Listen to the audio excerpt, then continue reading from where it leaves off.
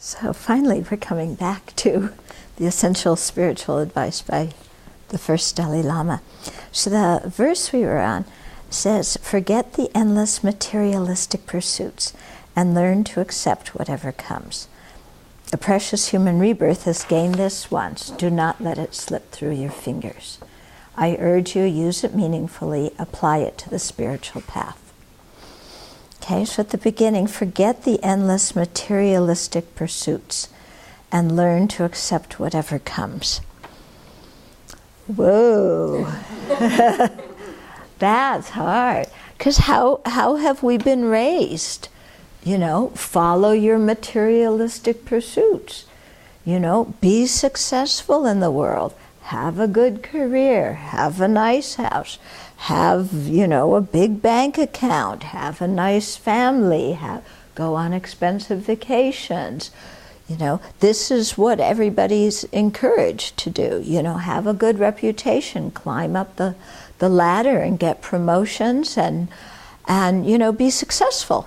And this is what society as a whole tells us, and this is what our family tells us. And you know, we've heard it since we were kids. It's kind of in our bones, so to speak. And we've hardly ever questioned it. You know, because this is the view of success, the only view of success, kind of, that worldly existence has to offer, you know, is being comfortable, having a good reputation, a good family, you know, being successful according to societal standards. It's, you know, all worldly existence has to offer us. Okay? And so if people don't know anything about the Dharma, they never even think that there could be another purpose to our life or another way to live life. Yeah? And so this is how we were raised, this is what we go along with. And so when we start to question it, first of all, the people around us begin to get very uncomfortable. Yeah? Because there's a lot of social pressure to see the world in a certain way and to conform. And our friends and family who we care about, you know, they get very anxious, like, what's happening to you? What are you believing? What are you thinking about? You know? And then also from our side, we may have some fear, you know, if I don't make my career and earning a good living the centerpiece of my life, I might starve, I might wind up on the streets. You know, so from our side, there's a lot of fear.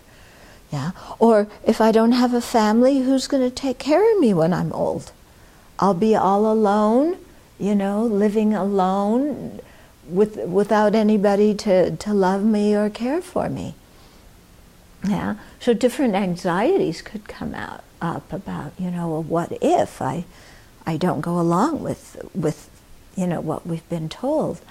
And yet, you know, when we really examine, do all these materialistic pursuits actually enrich our life, enhance our life, making us everlastingly happy, then, you know, the case made for pursuing them doesn't completely hold water. I mean, sure, having some money makes your life more comfortable, but does it make you fulfilled inside? You know, if it makes you fulfilled inside, then how come you find so many rich people who have substance abuse problems and who have addiction problems and who are going through ugly divorces and who die with fear? Yeah, how come? So, you know, when he's advising us to let go of the materialistic pursuits, it's kind of saying free your mind from that and put your energy into something that's really important. Yeah? And as a Dharma practitioner, he said, and learn to accept whatever comes. So, you know, if you've really decided to give up, you know, chasing after worldly pursuits, Yeah, and you want to really make the Dharma the most important thing in your life. And this is a personal choice. Not everybody's going to do it. Not everybody has to do it. Okay? But if you do it, then to at the same time hold on to your materialistic pursuits, you're going to wind up, you're going this way, and you can't go both places at the same time. Yeah, if we give up our materialistic pursuits, then we have to learn to accept what comes, because we're not going to be working really hard to make sure we have enough money and enough this and enough that and the other thing. And we have to accept that, it's a trade-off. Well, we may not have those things. Yeah, and here's where the 10 innermost jewels of the Kadampa come in. It's like, okay, if I don't have those things, I'm going to be okay with it. Because the most important thing in my life as I grow old is to have the Dharma in my heart. And when I am old, if we live that long, or whenever it is that we die, the most important thing for me is going to be to have a stable, peaceful mind. Yeah, and so to have a stable, peaceful mind at the time of death, I have to have it now.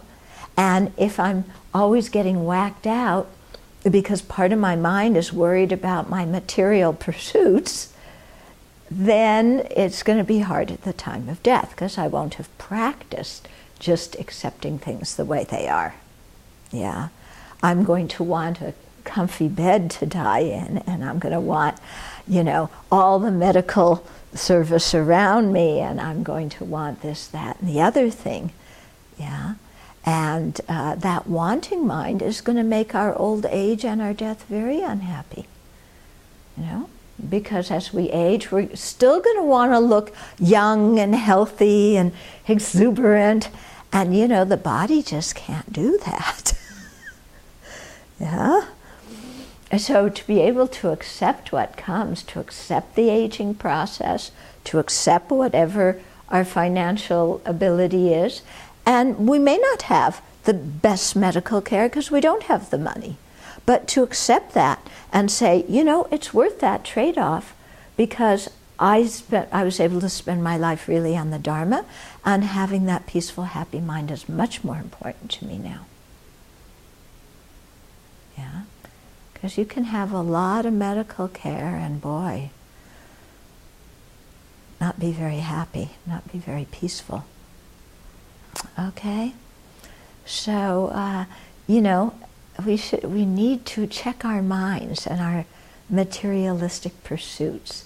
Sometimes, it's not so obvious, not so, I want this kind of lamp in my bedroom and this kind of blanket and this kind of this and this.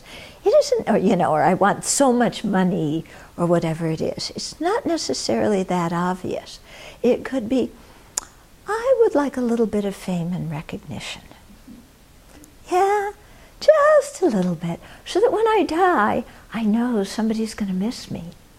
And that whatever, group of friends I had, or whatever, circles I hung up on, hung around, they might just write an obituary about me in their magazine.